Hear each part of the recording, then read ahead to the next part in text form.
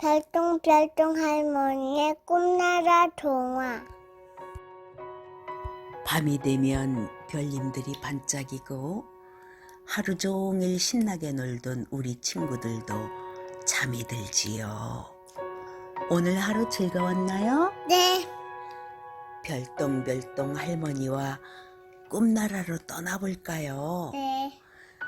눈을 꼭 감고 할머니의 이야기에 귀를 기울여 보세요. 호랑이를 물리친 초 이야기. 호랑이를 물리친 소 이야기. 조선시대 때 한 가난한 선비가 살았어요. 이 선비는 책 읽기를 좋아하고 글솜씨도 제법 좋았지만 과거를 봐서 벼슬할 생각을 통 하지 않았어요. 외딴 산기슭에 집을 짓고 살면서 책을 읽고 글을 쓰다가 지겨워지면 소를 끌고 나가 밭일을 하곤 했지요. 아내와 자식들은 이런 선비가 늘 못마땅했어요. 마음만 먹으면 언제든지 관직에 올라 부족함 없이 살 수 있는데도 힘들고 험한 농사일을 하고 있으니 답답한 노릇이었지요. 농사만 지을 거면서 책은 왜 그렇게 열심히 읽습니까?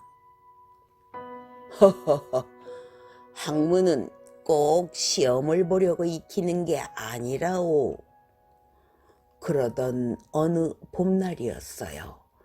하루 종일 책과 씨름하던 선비가 책 읽기가 지겨워졌는지 소를 끌고 집을 나섰지요. 곧 해가 질 텐데 지금 밭으로 나가 어쩌시려고요? 아내가 걱정스럽게 묻자 선비가 웃으며 대답했어요. 허허, 바람이나 쐬고 올 생각이니 걱정하지 마시오. 선비를 등에 태운 소는 시키지 않아도 다 안다는 듯 터벅터벅 밭으로 향했어요. 눈을 지그시 감은 선비의 입에서는 흥얼흥얼 콧노래가 절로 나왔지요.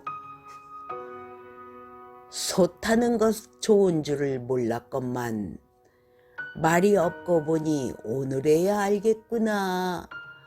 석양질 무렵 향기로운 꽃길을 봄날도 함께 느릿느릿.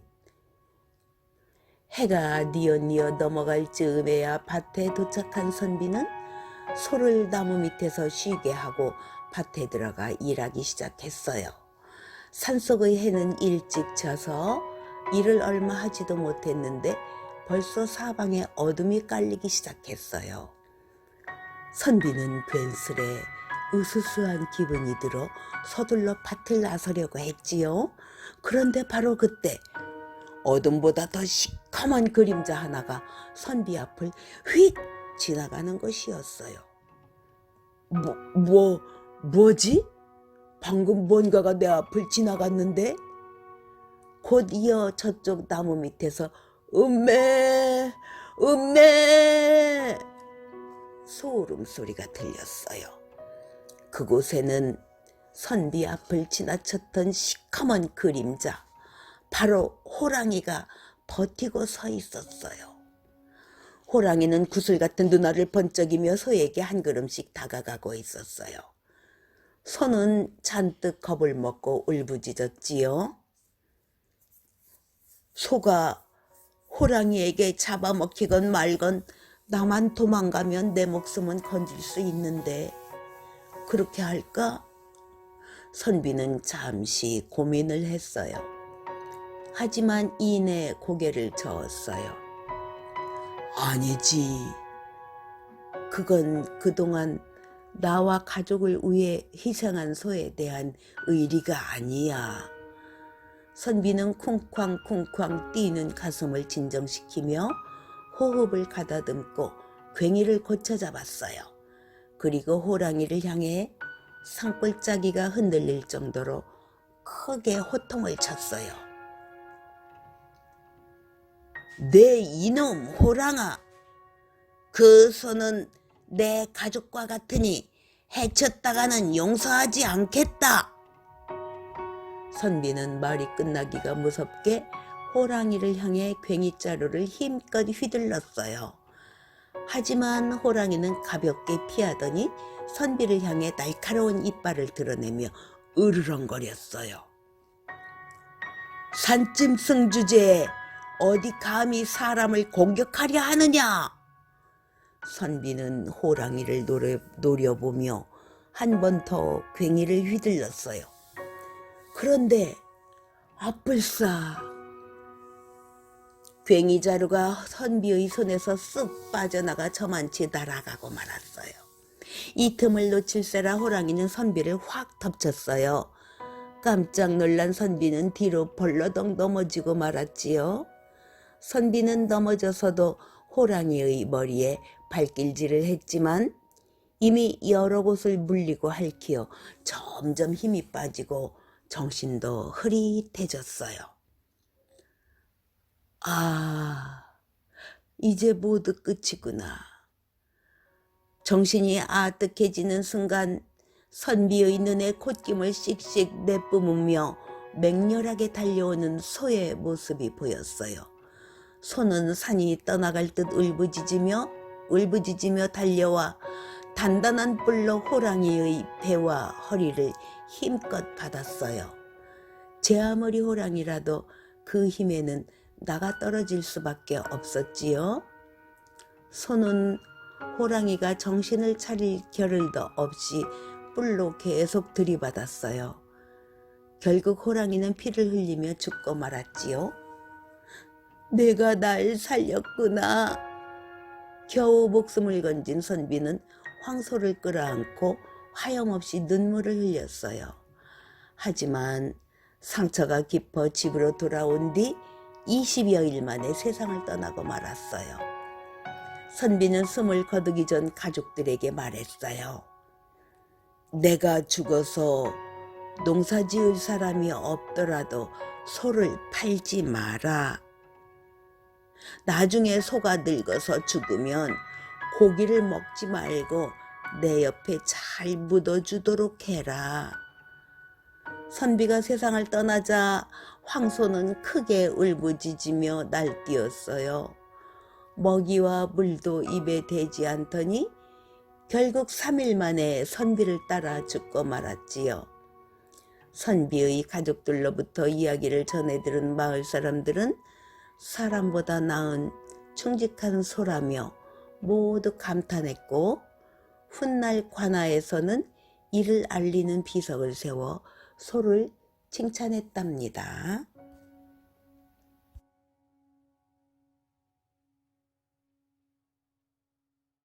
신기한 나뭇잎. 신기한 나뭇잎. 옛날에 소금을 팔러 달리는 소금 장수가 있었어요. 어느 날 무거운 소금을 지고 고개를 넘어가던 소금 장수는 너무 힘이 들었어요. 아이고 어깨야, 아이고 다리야, 힘들어서 더는 못 걷겠다. 소금 장수는 커다란 나무 아래 벌렁 누웠어요. 그때 사마귀 한 마리가 나타나 슬금슬금 지나갔어요. 사마귀는 나무 위로 올라가더니 나뭇잎 하나를 떼서 이마에 딱 붙였어요. 그러자 신기하게도 사마귀가 보이지 않았어요. 사마귀가 어디 갔지? 깜짝 놀란 소금 장수는 벌떡 일어나 사마귀를 찾았어요. 그런데 나무에 있던 매미가 조금씩 사라지더니 완전히 없어졌어요. 잠시 후 나뭇잎 하나가 팔랑팔랑 떨어지자 사마귀가 다시 나타났어요.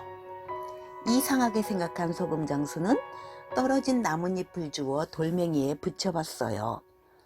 그러자 돌멩이가 순식간에 사라졌어요. 소금 장수가 다시 나뭇잎을 떼자 그제야 돌멩이가 보였어요. 나뭇잎을 붙이면 안 보이네? 사마귀가 이 나뭇잎을 붙이고 매미를 잡아먹은 거구나. 소금 장수는 나뭇잎을 주머니에 넣고 집으로 돌아갔어요. 어디 한번 신기한 나뭇잎 좀 써볼까? 소금장수는 주머니에서 나뭇잎을 꺼내 이마에 붙이고 방으로 들어갔어요. 바람도 안 부는데 방문이 저절로 열리네? 소금장수 아들이 말했어요. 아버지가 왔는데 인사도 안 하니? 소금장수가 말하자 아들이 펄쩍 뛰었어요. 이상해. 방에서 아버지 목소리가 들려. 아버지 여기 있다.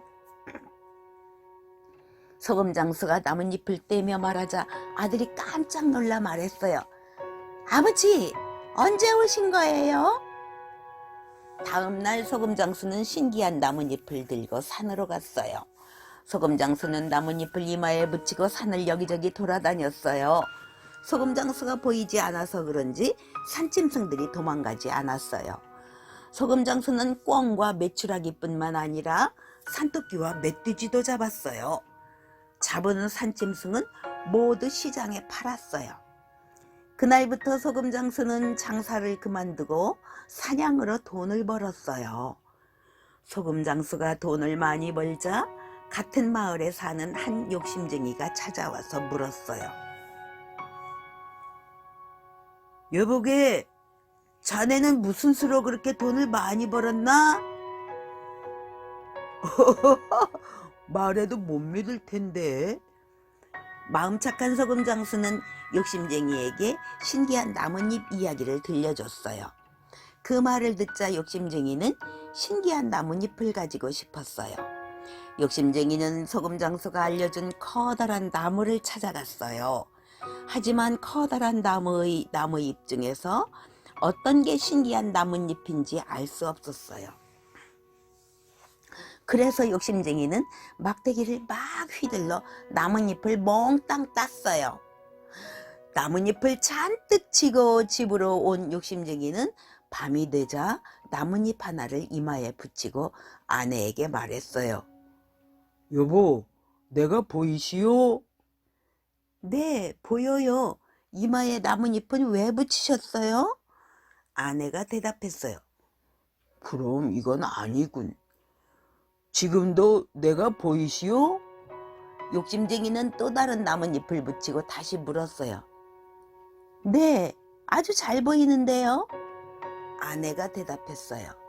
그러자 욕심쟁이는 나뭇잎을 계속 바꿔 붙이며 아내에게 물었어요. 내가 보이시오? 네, 보여요. 그럼 이건 아니군. 내가 보이시오? 네, 보여요. 그럼 이건 아니군. 내가 보이시오? 네, 보여요. 밤늦도록 남편이 같은 말만 되풀이하자 아내는 졸음이 쏟아졌어요. 내가 보이시오? 아니요. 안 보여요. 아내는 피곤해서 눈을 감은 채 대답했어요. 드디어 신기한 나뭇잎을 찾았구나. 신기한 나뭇잎을 찾았다고 생각한 욕심쟁이는 아침 일찍 그 나뭇잎을 가지고 집을 나섰어요. 이 나뭇잎만 붙이면 아무도 못 보는데 힘들게 돈 벌 이유가 있나? 욕심쟁이는 이마에 나뭇잎을 붙이고 쌀가게에 들어가 쌀자루를 쥐고 나왔어요. 도둑이야! 도둑! 쌀가게 주인이 소리치며 욕심쟁이를 붙잡았어요. 내가 보이시오? 욕심쟁이가 깜짝 놀라서 물었어요. 그래! 아주 잘 보인다, 이 도둑아! 쉽게 돈을 벌려고 나쁜 마음을 먹었던 욕심쟁이는 창피만 당하고 쫓겨났답니다.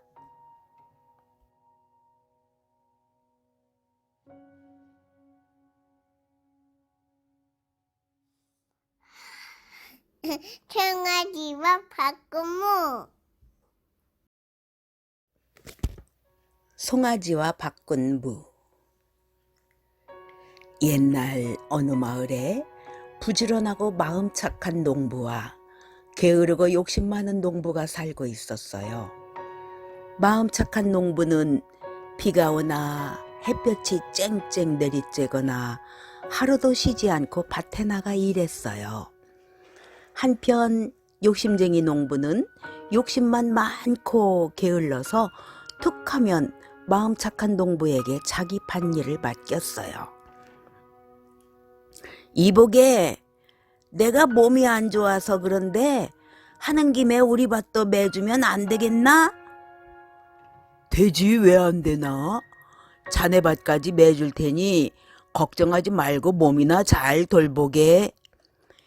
마음 착한 농부는 불평 한 번 없이 욕심쟁이 농부의 밭일도 도와주었어요.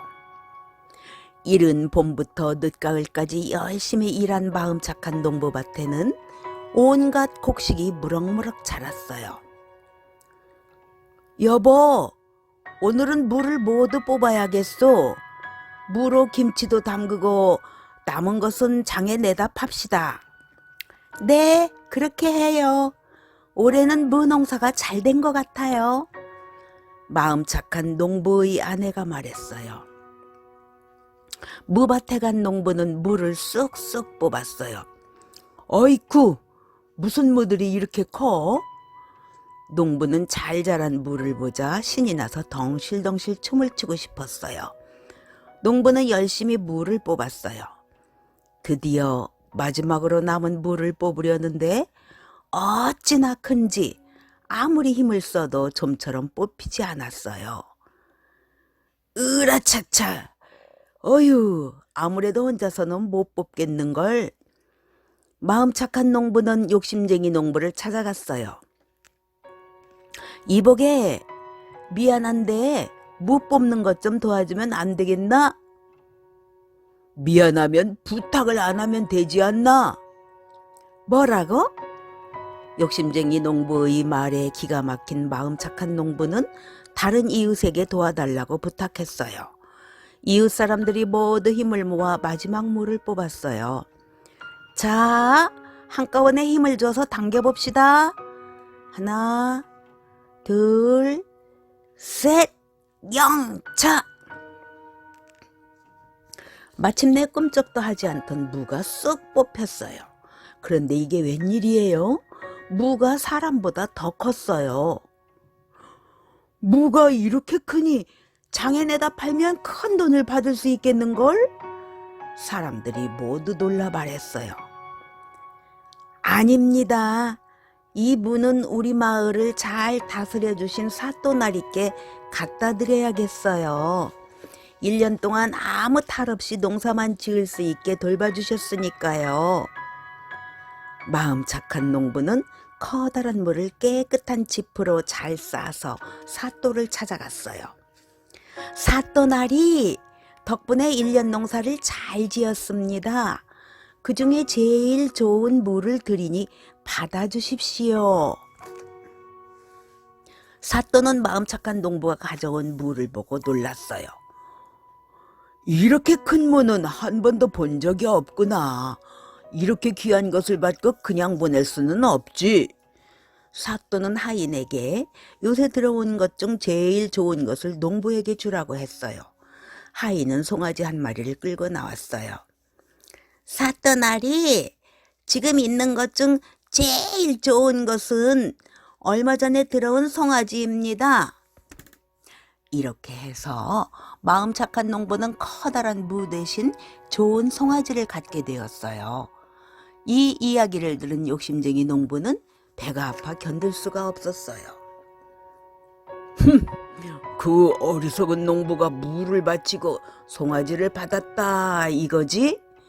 그렇다면 나는 더 좋은 것을 갖다 바쳐야지.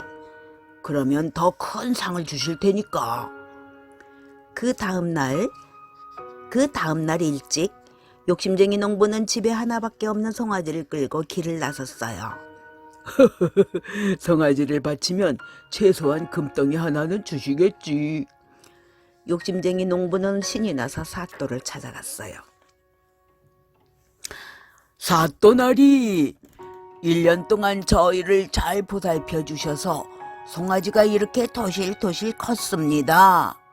고마운 마음에 드리는 것이니 기쁜 마음으로 받아주십시오. 사또는 욕심쟁이 농부가 송아지를 바치자 기분이 좋아 말했어요. 이렇게 좋은 송아지를 받고 그냥 보낼 수는 없지. 여봐라. 요새 들어온 것 중에서 제일 좋은 것을 이 농부에게 주어라. 사또가 하인에게 말했어요. 사또나리, 지금 있는 것 중 제일 좋은 것은 얼마 전에 들어온 큰 무입니다. 하인은 큰 무를 들고 오며 말했어요. 아이고, 나는 망했네, 망했어. 아까운 내 송아지를 어쩔꼬. 욕심쟁이 농부는 송아지를 바치고 큰 무를 가지고 올 수밖에 없었답니다.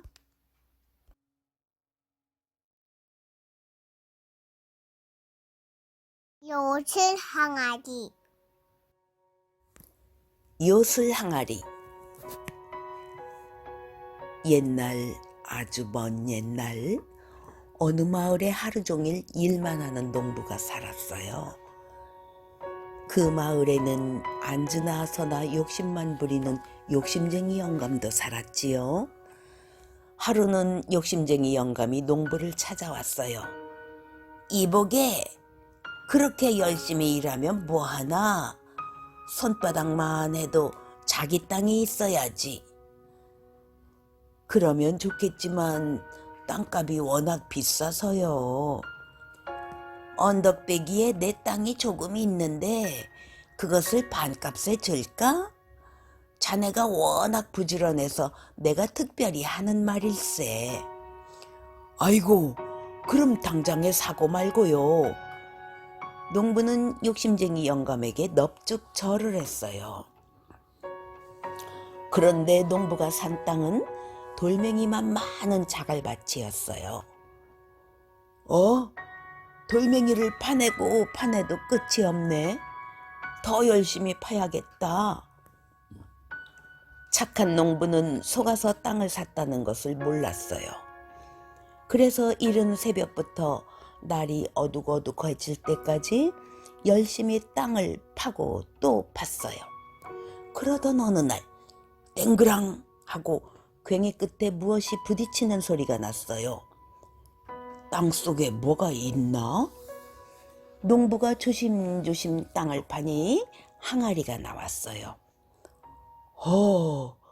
큼직하니 아내가 좋아하겠군. 농부는 항아리 안에 괭이를 넣고 집으로 가져갔어요.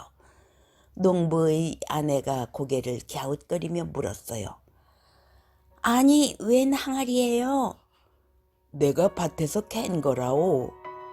아내는 시큰둥한 얼굴로 말했어요. 그래도 땅을 파니 뭐가 나오기는 하네요. 이리 줘요. 김치독으로나 쓰게. 다음 날 수탉이 꼭기요 하고 아침을 알렸어요. 벌써 날이 밝았군. 어서 밭에 나가야지. 농부는 두리번 괭이를 찾았어요. 괭이를 어디에 두었더라? 아유, 저기 항아리 안에 두었잖아요. 농부는 항아리에서 괭이를 꺼냈어요. 괭이가 또 있네? 농부의 눈이 놀란 토끼 눈처럼 커졌어요. 농부의 아내가 눈을 흘겼어요. 말도 안 되는 소리 하지 마요. 괭이가 2개로 늘어나기라도 했단 말이에요? 그러게 말이요. 농부는 항아리에서 괭이를 꺼냈어요. 그런데 항아리 안에 괭이가 또 들어있지 뭐예요? 이것 봐. 참 신기하네. 농부는 항아리에서 괭이를 꺼내고 또 꺼냈어요. 어디 좀 봐요. 농부의 아내는 호들갑을 떨며 항아리 앞으로 다가섰어요. 옳거니. 여보, 얼른 엽전을 가져와요. 엽전을 항아리에 넣어보란 말이에요. 아내의 말대로 농부는 엽전 하나를 항아리에 넣었어요. 엽전도 마찬가지였어요. 꺼내고 또 꺼내도 자꾸 나왔지요. 이제 우린 부자예요. 이건 요술 항아리라고요. 요술 항아리. 농부는 마을에서 제일 가는 부자가 되었어요. 부지런히 일하더니 하늘에서 복을 내렸나 봐. 요술 항아리 이야기는 마을에 널리 퍼졌어요. 욕심쟁이 영감도 그 이야기를 들었지요. 자갈밭에 그런 보물이 있었을 줄이야. 어떻게든 뺏어와야 할 텐데. 욕심쟁이 영감은 머리를 싸매고 누워서 밤낮으로 그 생각만 했어요. 옳지, 좋은 수가 있다. 욕심쟁이 영감은 그 길로 농부를 찾아갔어요. 어이구, 영감님, 웬일이세요? 긴 말할 것 없네. 요술 항아리를 돌려주게. 네? 그게 무슨 말씀이세요?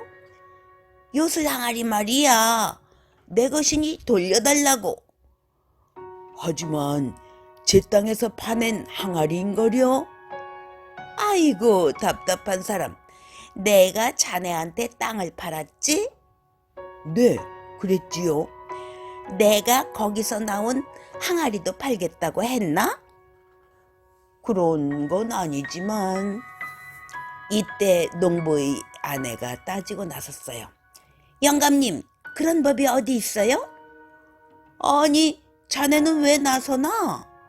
땅을 샀으면 땅만 가져야지 왜 항아리까지 가지려고 하나? 뭐라고요? 자갈밭을 좋은 밭이라고 속여서 팔고는 이제 와서 항아리까지 빼앗겠다고요? 여보, 구경만 할 거예요? 그러자 농부도 앞으로 나섰어요. 영감님, 항아리는 드릴 수 없어요. 내놓으라니까? 절대로 그럴 수 없어요. 이 사람 정말 안 되겠군. 항아리 주인은 바로 나야. 제 땅에서 파는 제 항아리예요. 어느새 마을 사람들이 하나둘 모여들었어요. 마을 사람 하나가 소리쳤어요. 그러지 말고 원님한테 가요. 가서 항아리가 누구 것인지 가려달라고 해요. 두 사람은 원님을 찾아갔어요. 원님은 두 사람의 이야기를 듣는 둥 마는 둥 항아리만 요리조리 살폈어요. 이깟 항아리 때문에 이웃끼리 싸워서야 되겠느냐. 항아리는 내가 맡아둘 테니 모두 물러가라.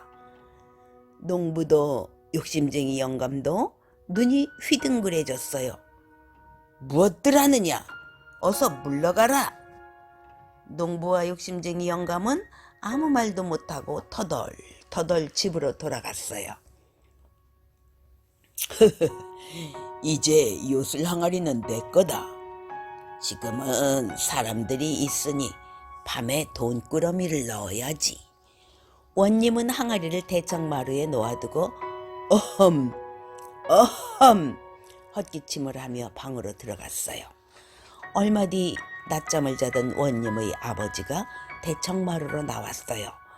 마침 배가 고팠던 터라 항아리가 눈에 번쩍 띄었어요. 웬 항아리지? 곶감이나 가득 들어있으면 좋겠군. 원님의 아버지는 항아리에 머리를 쑥 들이밀었어요. 그러다가 그만 항아리 안에 쏙 빠지고 말았지요. 에구, 아이쿠. 에구, 캄캄해라. 아무도 없느냐? 누가 나 좀 꺼내다오. 어서. 그 소리에 놀라 방에 있던 원님이 달려 나왔어요.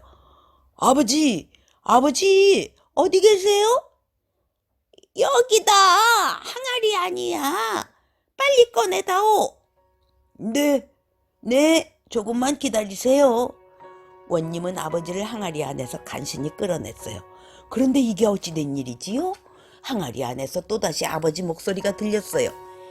얘야, 뭐 하느냐? 나 좀 꺼내다오. 네, 알겠습니다. 그런데 끌어내고 또 끌어내도 원님의 아버지는 끝도 없이 나왔어요. 대체 어느 분이 진짜 아버지입니까? 보면 모르냐? 내가 진짜지. 뭐 하는 거냐? 나는 아직 항아리 안에 있는데. 원님의 아버지들은 서로 진짜라고 우겼어요. 그러더니 한 대 뒤엉켜 싸우기 시작했어요. 그 바람에 요술 항아리가 쓰러지면서 기둥에 쿵 부딪히고 말았어요. 와장창! 항아리가 깨어지자 아버지들이 모두 사라졌어요. 대청마루에는 원님과 원님의 진짜 아버지만 남았지요. 휴, 이제야 살 것 같다. 이상한 항아리 때문에 이게 웬 고생이람? 원님의 아버지가 구시렁구시렁했어요. 아이고, 아까운데 요술 항아리. 원님은 한숨을 푹푹 내쉬며 깨진 항아리 조각들만 바라보았답니다.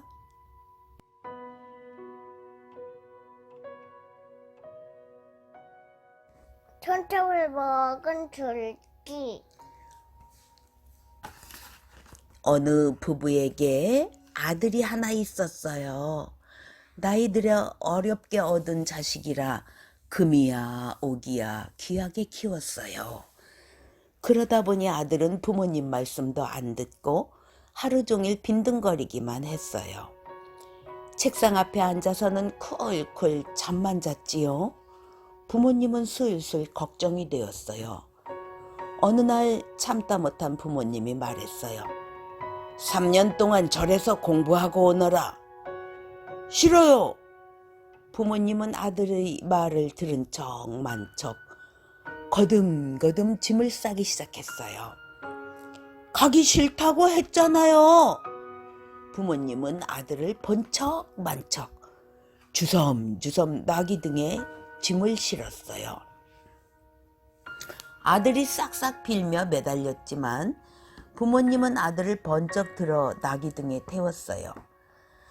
아들은 구불구불 이어진 언덕을 투덜투덜하며 넘어갔어요. 뾰족뾰족 험한 산은 엉엉 울면서 넘어갔지요. 겨우겨우 절에 도착하니 눈물이 펑펑 쏟아졌어요. 아이고, 이런 데서 어떻게 살아? 아들은 그저 집으로 돌아가고만 싶었어요. 마중 나온 스님이 아들에게 말했어요. 어서 오너라. 기다리고 있었다. 아들은 스님을 보자 눈물이 쏙 들어갔어요.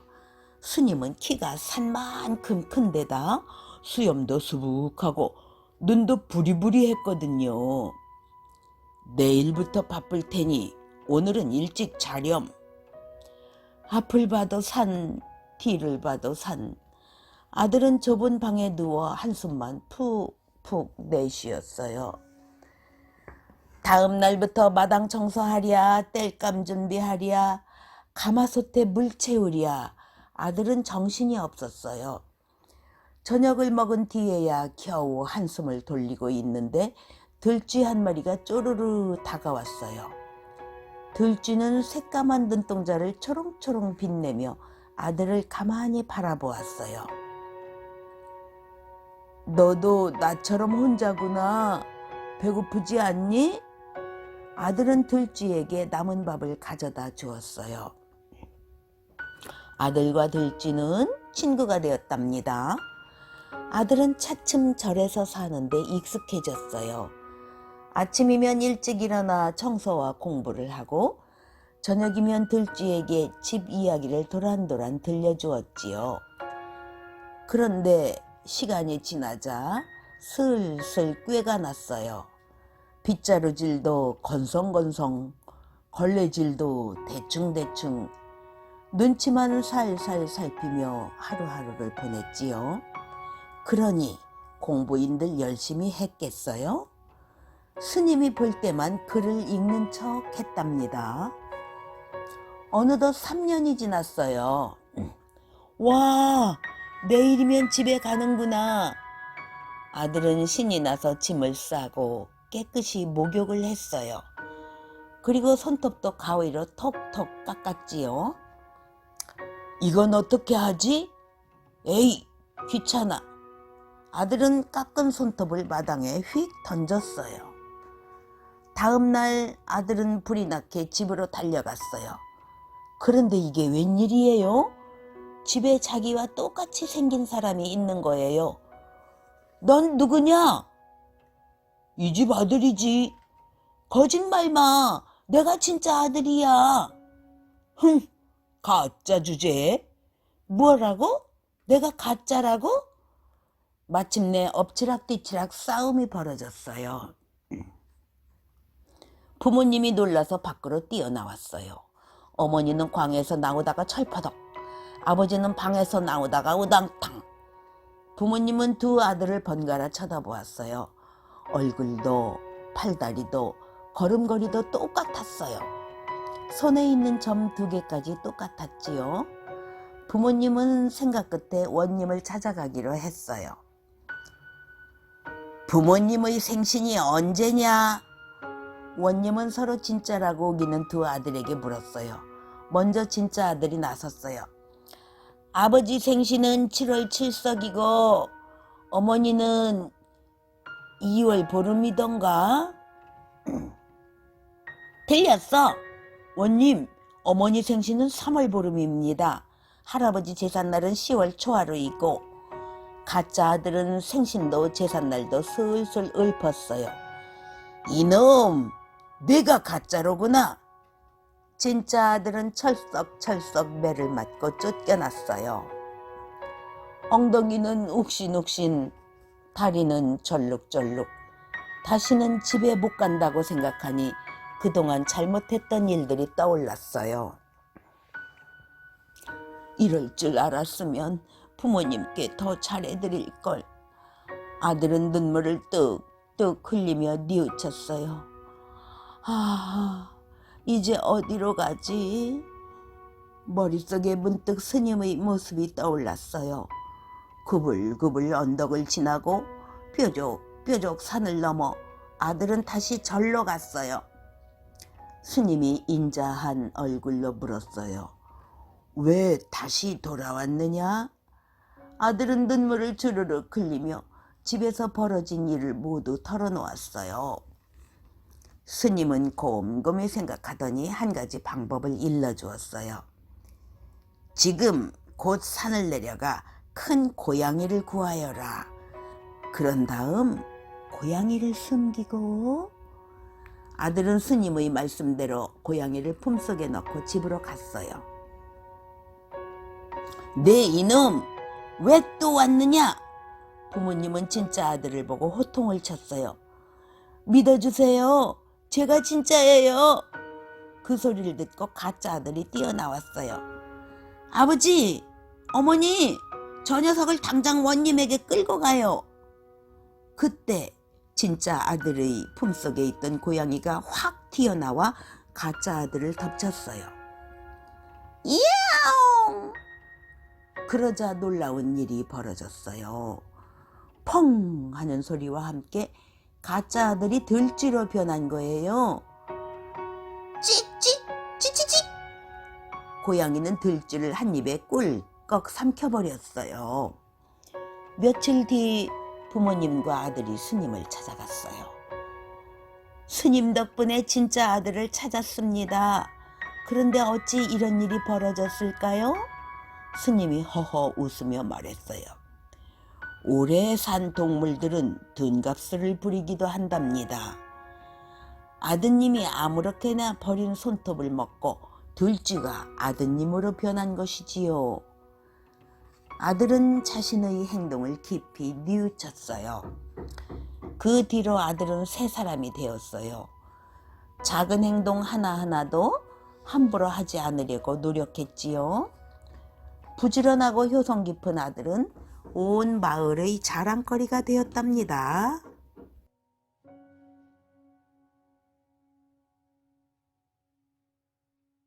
솥 안에 든 거인. 솥 안에 든 거인. 옛날 어느 산골에 소년과 아버지가 오순도순 살았어요. 아버지가 산으로 나무를 하러 가면 소년은 혼자 남아서 집안일을 했어요. 마당도 싹싹 쓸고 빨래도 척척 널었어요. 아버지가 나무를 한 짐 해서 올 때쯤이면 따끈따끈한 밥도 지었어요. 어느 날 해가 뉘엿뉘엿 지고 있었어요. 밥과 국이 다 식어가도록 웬일인지 아버지가 돌아오지 않았어요. 아버지께 무슨 일이 생긴 게 아닐까? 소녀는 밤새 뜬 눈으로 아버지를 기다렸어요. 하지만 아버지는 끝내 돌아오지 않았어요. 안 되겠다. 당장 아버지를 찾아봐야지. 소녀는 해가 떠오르기도 전에 어둑어둑한 산으로 성큼성큼 올라갔어요. 아버지! 아버지! 어디 계세요? 목이 아프게 외치고 다녔지만 아버지를 찾을 수 없었어요. 소녀는 산골짜기를 이리저리 헤매다가 나무 아래에 털썩 주저앉았어요.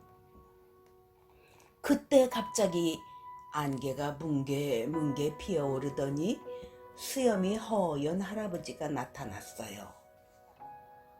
나는 이 산을 지키는 산신령이다. 내 아버지는 못된 거인한테 붙잡혀갔다. 소년이 놀라서 고개를 번쩍 들었어요. 네?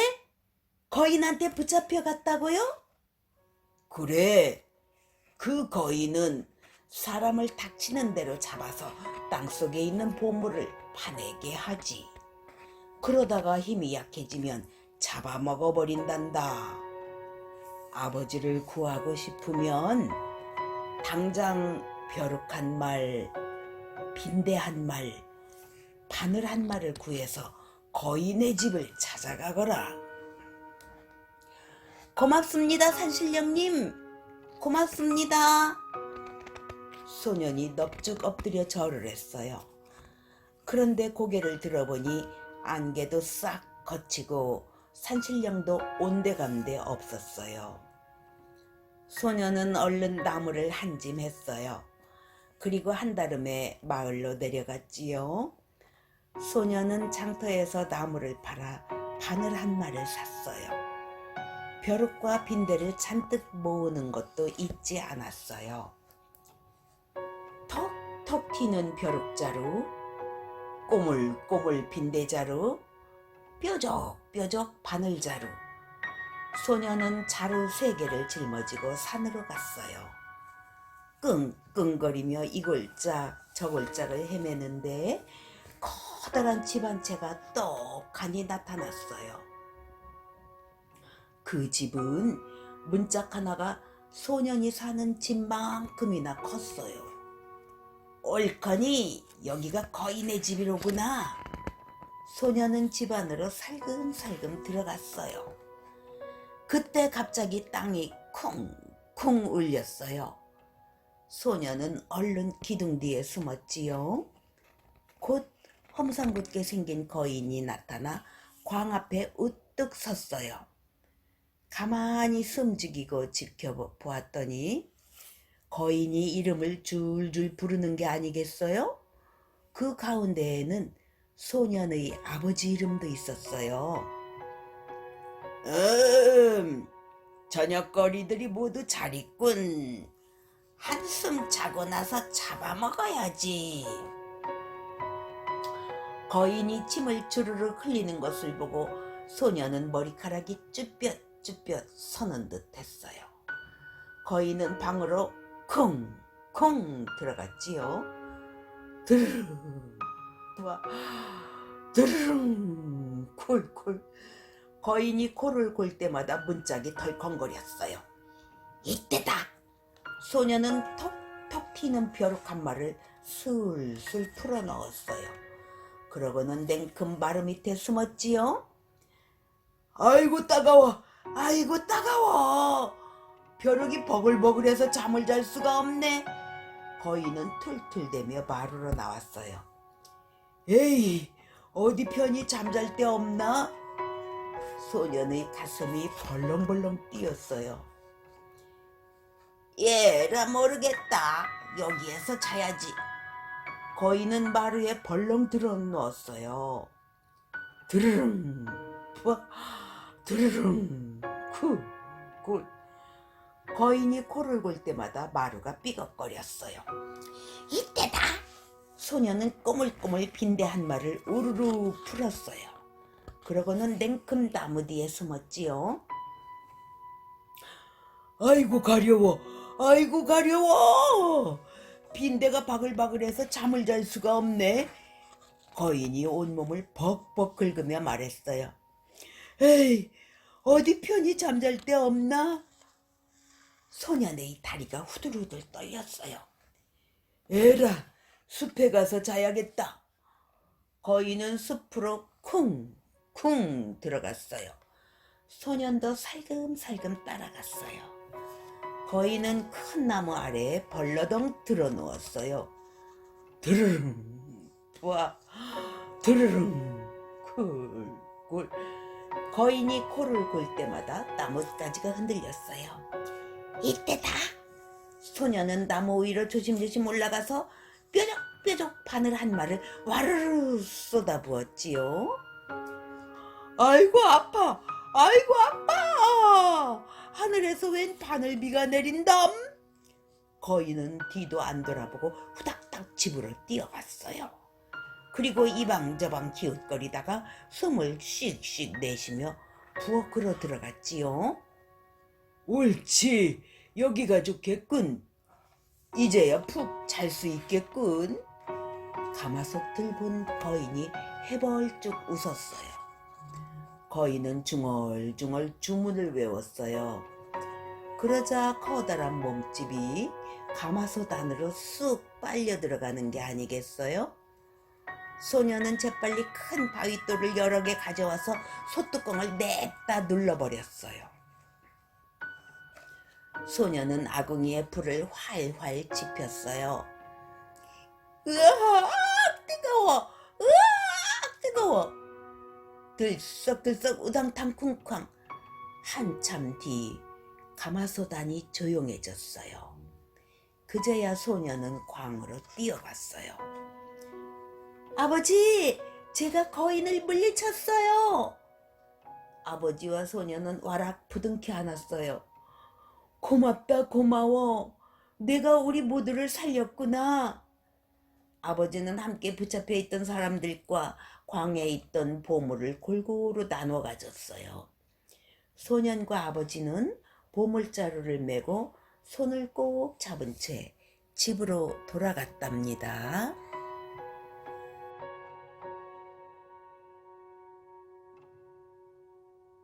천문대 할망. 선문대 할망. 새콤달콤한 귤이 연그러가고 돌하루방이 환한 얼굴로 반겨주는 아름다운 섬 제주도. 그곳에는 높고 높은 산이 우뚝 솟아 있어요. 은하수를 어루만질 만큼 높다는 한라산이지요. 제주도에는 아주 오래전부터 제주도와 한라산을 만들었다는 선문대 할망의 이야기가 전해오고 있답니다. 까마득히 오랜 옛날 일이에요. 아무리 둘러봐도 푸른 물만 넘실대는 곳. 철썩철썩 파도치는 남해바다에 선문대 할망이 나타났어요. 어디에서 왔는지는 알 수 없지만 선문대 할망은 덩치가 어마어마하게 컸어요. 커다란 집보다도 높다란 언덕보다도 훨씬 더 컸답니다. 선문대 할망은 이마에 손을 얹고 주위를 이리저리 둘러보았어요. 휴, 가도 끝없는 바다뿐이니. 선문대 할망은 바다를 헤매고 다니면서 쉴 곳을 찾아보았어요. 하지만 보이는 곳은 출렁이는 물뿐이었지요. 아이고 다리야. 선문대 할망은 걷고 또 걷다가 우뚝 멈춰섰어요. 여기쯤 섬이 하나 있으면 좋겠어. 그러면 쉬어갈 수 있잖아. 선문대 할망은 고개를 끄덕였어요. 그래, 여기에 섬을 만들자. 선문대 할망이 육지로 다름발질 치자 바다에는 엄청난 파도가 일었어요. 선문대 할망은 치마폭 가득히 흙을 퍼서 날랐어요. 어느덧 남해 바다에 크고 널찍한 섬, 제주도가 만들어졌지요.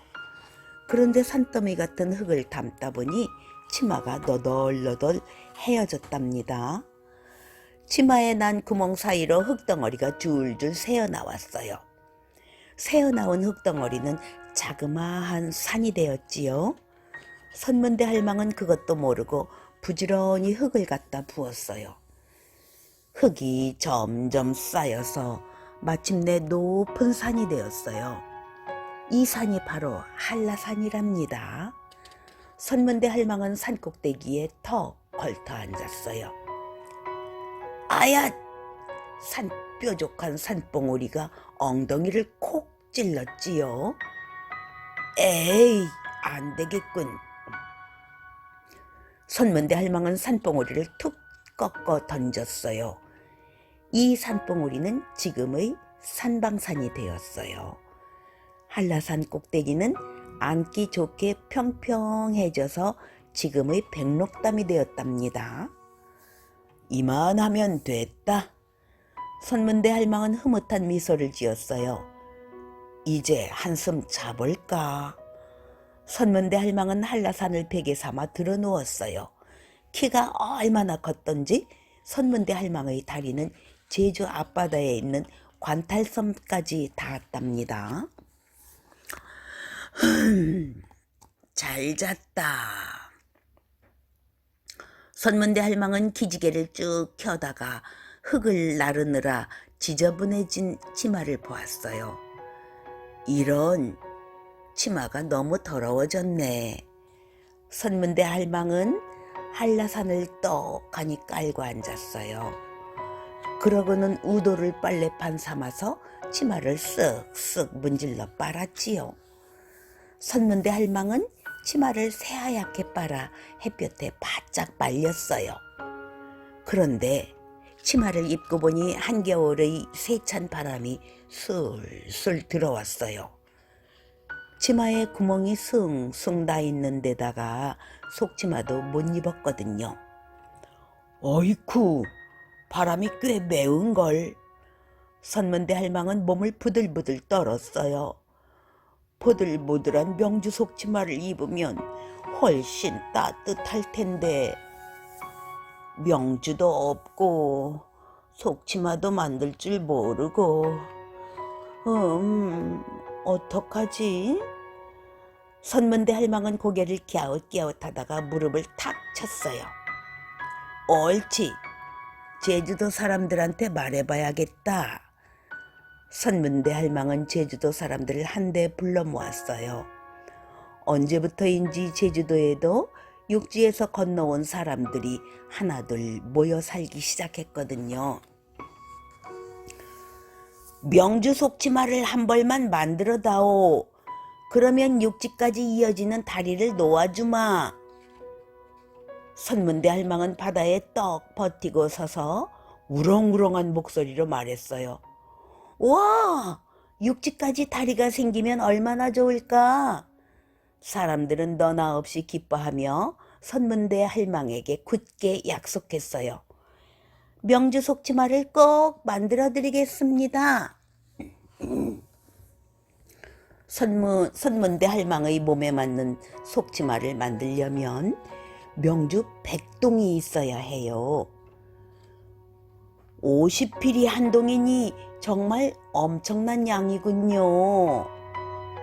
자, 우리 다 같이 힘을 모아 명주 100동을 마련합시다. 여자들은 집집마다 배틀에 올라앉아 밤낮 없이 명주를 짜고 또 짰어요. 남자들은 집집마다 돌아다니며 밤낮 없이 명주를 모으고 또 모았어요. 선문대 할망은 사람들을 내려다보며 기뻐했어요. 곧 명주 속치마가 생기겠구나. 선문대 할망도 부지런히 다리를 만들기 시작했어요. 집채만한 바위를 덥석 들어 바다에 풍덩 던졌지요. 큰일 났다. 큰일 났어. 명주가 모자라. 온 섬에 있는 누에고치에서 실을 뽑아 명주를 짰는데 99동밖에 안 돼. 제주도 사람들은 다리가 놓이기를 간절히 바랐어요. 하지만 명주 한 동이 모자라서 끝내 속치마를 완성하지 못했답니다. 내가 얼마나 기대했는데. 츠츠. 선문대 할망은 몹시 실망해서 다리 놓던 일을 그만두었어요. 그러고는 어디론가 훌쩍 사라져버렸답니다. 그 뒤로 선문대 할망을 본 사람은 아무도 없었다고 해요. 선문대 할망이 다리를 놓기 위해 옮겼던 커다란 바위들은 어떻게 되었을까요? 제주도 바닷가에 가면 그 바위들을 볼 수 있어요. 육지로 뻗어가다 끊긴 돌다리처럼 지금도 바위 섬들이 띄엄띄엄 남아있답니다.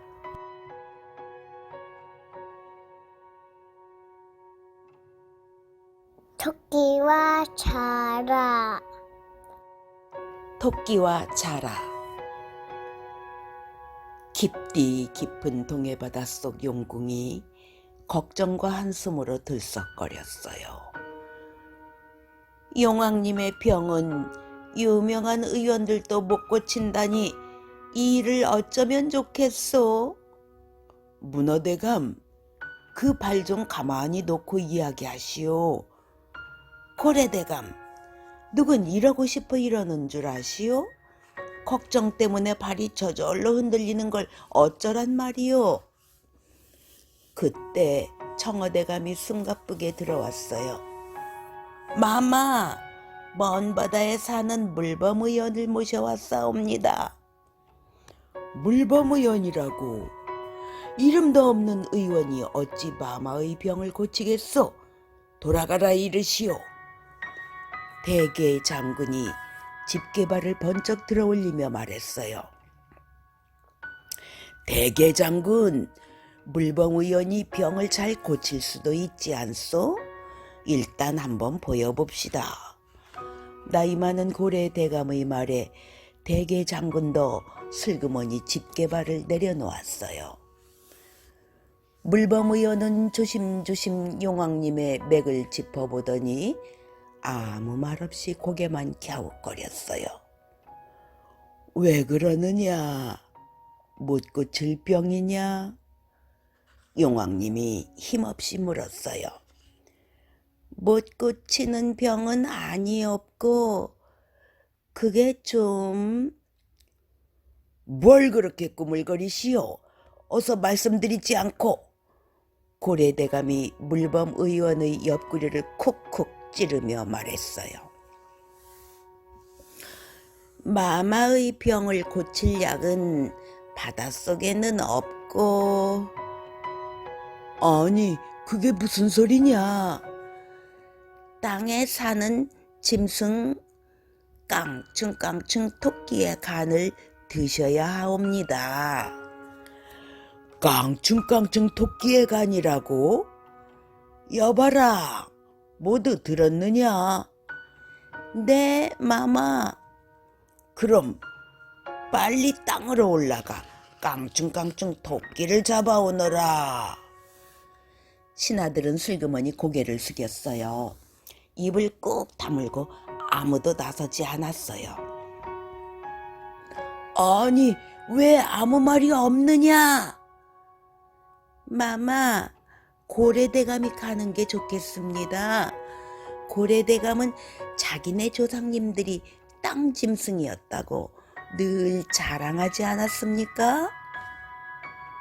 문어대감, 그건 오래전 이야기지요. 마마, 어서 발 많은 문어대감을 보내어 토끼를 확 안 나오게 하십시오.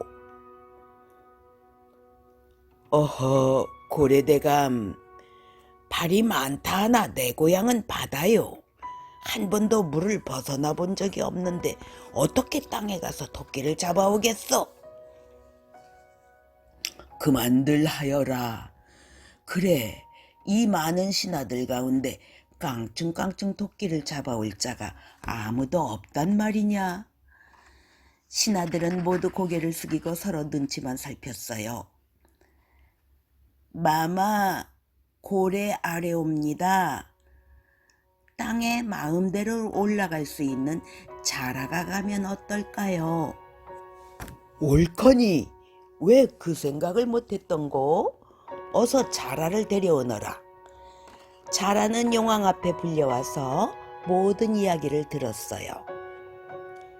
이 그림 속에 깡충깡충 토끼를 데려올 수 있겠느냐?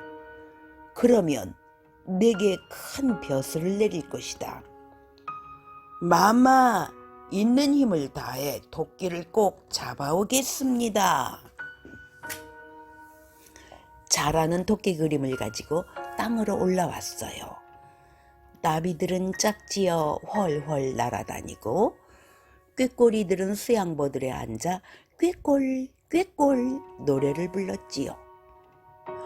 어디에 가서 깡충깡충 토끼를 찾지? 자라는 느릿느릿 고개를 돌리며 이 들판 저 동산을 살펴보았어요. 아무리 봐도 깡충깡충 토끼는 보이지 않았어요. 여보시오, 덩치 큰 양반. 이런 친구 못 보셨소?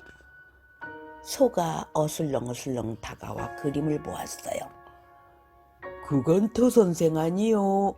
저기 참나무 숲에 있던데. 저쪽 참나무 숲이라고요? 고맙소. 마침 토끼는 쿨쿨 낮잠을 자고 있었어요. 두 눈을 꼭 감고 앞발을 가지런히 가슴에 올려놓은 채 드르렁 드르렁 코를 골았지요.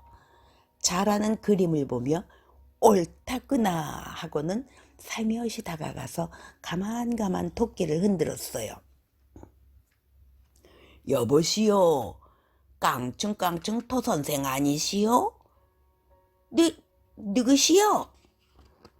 나는 바닷속에 사는 별주부 자라요. 이렇게 유명한 깡충깡충 토선생을 뵙다니 참 기쁘군요. 아니, 바닷속에까지 내 이름이 알려졌단 말이요? 그럼요. 모두들 깡충깡충 토선생을 보고 싶어 한다오. 점잖지 못하게 깡충깡충 토선생이 뭐요? 그냥 토선생이라고 하시오. 토끼는 수염을 쓰다듬으며 슬쩍 눈을 흘겼어요. 그래, 토선생은 요즘 사는 재미가 어떻소? 나야 늘 즐겁소. 아주 잘 살고 있어이다. 내가 알기로는 사나운 짐승들한테 쫓겨서 하루도 마음 편할 날이 없다던데요. 아이쿠, 어찌 그리 잘하시오? 쫓겨다니느라 이렇게 눈까지 빨갛게 되었지 뭐요. 참 안 됐군요. 우리 용궁은 얼마나 살기 좋다고요. 사나운 짐승을 피해 도망칠 필요도 없어요. 게다가 우리 용왕님께서는 토선생처럼 잘생기고 영리한 동물을 찾고 계시지요. 글쎄, 높은 벼슬까지 주시겠답니다. 어떻소? 나와 함께 용궁으로 가지 않겠소? 토끼는 귀가 솔깃했어요. 하지만 나는 땅짐승이라 바닷속엔 들어갈 수 없지 않소? 그런 일이라면 걱정하지 마시오. 내 등에 올라타면 용궁까지 무사히 갈 수 있다오. 토끼는 자라 등에 올라타고 바닷속으로 들어갔어요. 바닷속 세상은 토끼가 생각한 것보다 훨씬 더 멋졌어요. 보석처럼 예쁜 물고기들이 꼬리를 흔들며 토끼를 반겼지요. 저 으리으리하고 번쩍번쩍 빛나는 집은 뭐요? 저기가 바로 도선생이 살게 될 용궁이라오. 더 빨리 가시오. 더 빨리. 토끼는 공둥이를 들썩거리며 소리쳤어요. 자라는 토끼를 용왕님 앞에 데려갔어요. 오호, 깡충깡충 토끼. 여봐라, 빨리 저놈을 잡아라. 바닷속 병사들이 우르르 토끼에게 달려들었어요. 아니, 무슨 일이요? 왜 나를 묶는 거요? 하하하, 도선생 미안하오. 우리 용왕님의 병에는 토끼 간이 좋은 약이라오. 자라는 능청스럽게 웃으며 꽁꽁 묶인 토끼의 귀를 톡톡 쳤어요.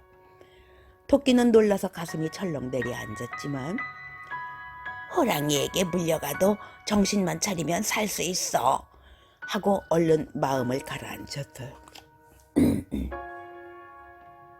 마마, 제 간이 마마의 병을 고치는 데 쓰인다니 큰 영광이옵니다. 그런데 마마, 이미 제 간이 세상의 모든 병을 고친다고 소문은 파다하게 퍼졌지요. 덕분에 만나는 짐승들마다 달라고 어찌나 조르는지. 밖에 나갈 때는 잘 씻어서 바위 틈에 숨겨둔답니다. 저 자라가 살짝 기띔해 주었다면 가지고 왔을 텐데. 토끼의 말에 자라가 벌컥 화를 냈어요. 뭐라고? 감히 누구를 속이려 하느냐? 마마, 짐승이 어찌 간을 넣었다 빼었다 하겠습니까? 자라는 하도 크게 소리치는 통에 하마터면 몸이 뒤집어질 뻔했어요. 마마, 잘 생각해 보십시오. 만약 제 배를 갈라도 간이 나오지 않는다면 용왕님의 병은 영영 고칠 수 없을 것이옵니다. 토끼가 눈도 깜짝 안 하고 말하자 모두 입을 다물었어요. 마침내 용왕님이 입을 열었어요. 토끼야, 정말 간을 가지고 올 수 있겠느냐? 그럼요. 저한테는 있어도 그만, 없어도 그만인 간을 뭐 하려고 아끼겠습니까? 토끼는 다시 자라 등에 엎여서 땅으로 돌아왔어요. 어휴, 살았다. 토끼는 이리 깡충 저리 깡충 춤을 추었어요. 야호! 야호! 나무를 잡고 빙글빙글 돌기도 하고 풀밭에 누워 팽그르르 뒹굴기도 했어요. 도선생, 갈 길이 머니 빨리빨리 간을 가져오시오. 자라가 조바심을 내며 말했어요. 하하, 간을 가져오라고? 미련퉁이 자라야, 몸 안에 붙어있는 간을 어떻게 꺼낸단 말이냐? 이 똑똑한 토끼님이 그리 쉽게 죽을 줄 알았더냐? 토끼는 수염까지 쓱 쓸어내리며 호통을 쳤어요. 나를 등에 업고 오느라 수고했으니 목숨만은 살려주겠다. 썩 물러가라. 토끼는 두 팔을 벌리고 깡충헐 깡충헐 나비를 흉내내며 산으로 뛰어갔답니다. 할머니의 이야기가 모두 끝났어요. 재미있게 잘 들었나요? 이제 우리 친구들 포근하게 이불을 덮고 꿈나라로 떠나볼까요? 짜장 짜장 잘 자요 친구들. 구독, 좋아요, 추천 꼭. 잘 자요, 친구들.